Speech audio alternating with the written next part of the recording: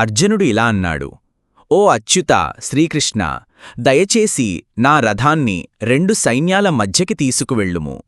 ఈ మహాపోరాటంలో రణరంగంలో నిలిచియున్న ఎవరెవరితో యుద్ధం చేయవలసి ఉన్నదో నేను చూడాలి. సమస్త సృష్టికి పరమేశ్వరుడైన శ్రీకృష్ణుడి భక్తుడు అర్జునుడు.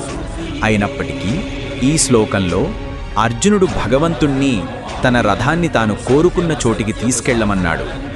ఇది భగవంతునికి తన భక్తులతో ఉండే సంబంధం యొక్క మాధుర్యాన్ని తెలియచేస్తోంది.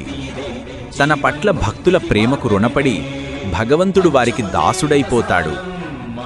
అహం భక్త పరాధీనో హ్యస్వతంత్ర ఇవ ద్విజ సాధుభిర్గ్రస్త హృదయో భక్తైర్భక్తజనప్రియ. నేను సర్వస్వతంత్రుడను అయినా నా భక్తులకు బానిసైపోతాను.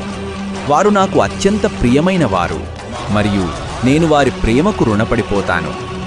అర్జునుడు సుఖంగా రథంలో కూర్చుని తనకి ఆదేశాలిస్తుంటే అతని భక్తికి వశుడైపోయిన శ్రీకృష్ణ పరమాత్మ రథాన్ని నడిపే సారథి స్థానాన్ని తీసుకున్నాడు.